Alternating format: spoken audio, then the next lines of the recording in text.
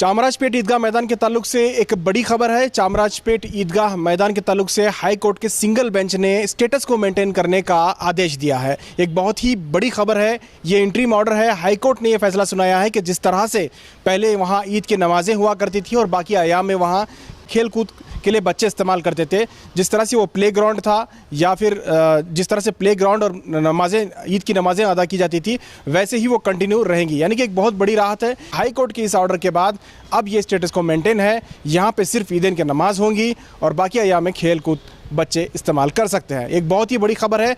आज वक्फ बोर्ड के चेयरमैन मौलाना शाफी सादी ने अपने बयान में कहा कि ये एक सही फैसला है, क्योंकि वक्फ बोर्ड के पास तमाम दस्तावेज़ात मौजूद हैं और हम इसके यानी कि वक्फ बोर्ड इसकी मिल्कियत रखता है और हाई कोर्ट का जो फैसला है उसे उन्होंने वेलकम कहा है। और साथ ही साथ उन्होंने ज़मीर अहमद खान जो चामराजपेट के एमएलए हैं, जिनकी कॉन्स्टिट्यूंसी में ये ईदगाह मैदान आता है, उनकी तारीफ़ की है। उन्होंने कहा है कि ज़मीर अहमद खान की लगातार मेहनत और अनथक कोशिशों की वजह से जो है उनकी कॉन्स्टिट्यूंसी में अमन बरकरार है, क्योंकि बहुत सारे लोग शरारत कर रहे हैं, लेकिन ज़मीर अहमद खान लगातार वक्फ बोर्ड से मीटिंग भी करते रहे और साथ ही साथ तमाम मज़हब के लोगों से उन्होंने मीटिंग की, अपील की कि यहाँ अमन बरकरार रखा जाए। ज़मीर अहमद खान ने एमएलए की जो जिम्मेदारी होती है, जो फ़र्ज़ होता है, वो अदा करने की कोशिश की है। उन्होंने वक्फ बोर्ड की तरफ से शाफी सादी ने ज़मीर अहमद खान का तहे दिल से शुक्रिया अदा कहा है।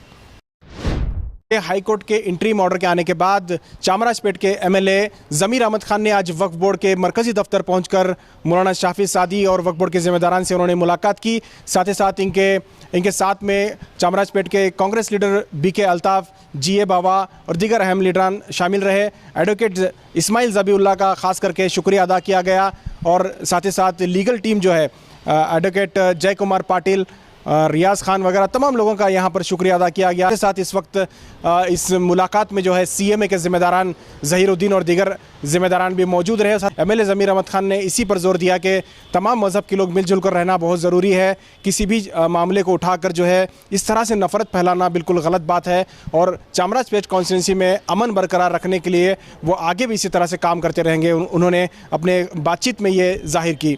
तो जो सुप्रीम कोर्ट का जजमेंट है 1965 में, वही ऑर्डर हाई कोर्ट में भी अभी ये हुआ। वो तो ऑर्डर हाई कोर्ट पहला से हाई कोर्ट का ऑर्डर आया था, इसमें बीच बीबीएमपी का जॉइंट कमिश्नर ज़रा गड़बड़ करे, इसलिए अल्हम्दुलिल्लाह अदालत बहुत अच्छा फ़ैसला लिया। क्या फैसला? वही है जो ईदगाह मैदान में जो नमाज हो रहा था वो नमाज भी होना ही है और सिर्फ नमाज होना ही है और बच्चे सब खेल रहे थे उतना ही है, दूसरा क्या भी एक्टिविटीज़ नहीं होना चाहिए। जैसा पहले था वैसा सुप्रीम कोर्ट का जजमेंट का जो है वो हिसाब से ये कार्रवाई होना ही है। तो एक ये अभी शांति बनाए रखने के लिए एक ऑर्डर जो है काफ़ी अच्छा ऑर्डर माना जाए। ओए बिल्कुल एब्सोल्युटली।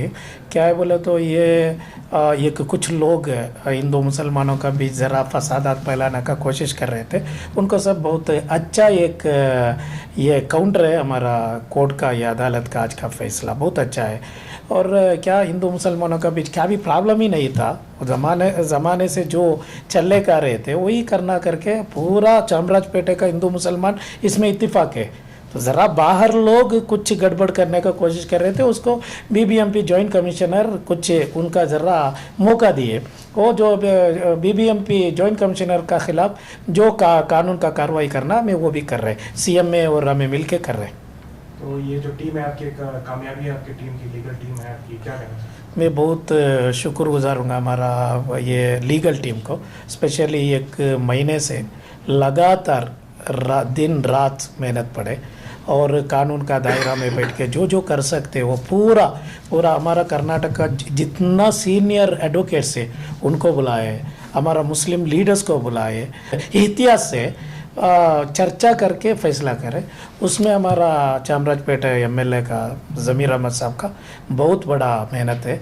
हमें स्पेशली उनको हमें शुक्रगुजारना हमारा उम्मत का तरफ से, क्योंकि एक एमएलए हो के इतना एक मुझे लगता है एक 20-25 मीटिंग उन्होंने खुद आके वक्फ बोर्ड को आके और हमारा लीडर्स को बुला के और हमारा एडवोकेट्स को बैठा के जितना उनका मेहनत करना है, एक पॉलिटिशियन होके भी इतना एक क्यों उनका क्या ये इंटेंशन इतना था गड़बड़ नहीं होना, मेरा कॉन्स्टिट्यूंसी में दोनों community के- दोनों कम्युनिटी को मिलजुल कर कैसा है वही चालू होना है, इसलिए बहुत मेहनत है।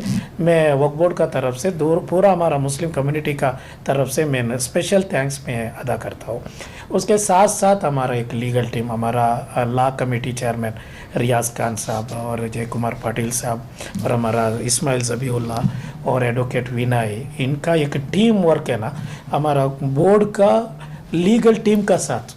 परसों एक 1:30 तक हमारा लीगल टीम इधर ही बैठ के कैसा करना है, क्योंकि ये बहुत सेंसिटिव था हमारा। इसमें क्या ज़माने से 100 साल से हमें उधर ईदगाह का नमाज करके आ रहे हैं, उसमें क्या भी रुकावट होता, और रुकावट से ज़्यादा दूसरा कम्युनिटी का साथ कि जैसा हमें मिलजुल कर और भाईचारा आते हैं उसको सब रुकावट का एक मौका नहीं होना करके हमें कानून का दायरा में बैठ के कौन सा भी जज्बा से हमें क्या भी स्टेटमेंट भी नहीं दिए, देने को भी नहीं ये करे। उसमें हमारे एमएलए साहब भी बताए थे पहला से, कौन भी जज्बा से स्टेटमेंट नहीं देना, जो जितना भी प्रवोक करे तो भी हम सब्र, अल्लाह ने वो सब्र को अच्छा एक फल मिले, अच्छा एक मिट। अभी आपकी अपील क्या है?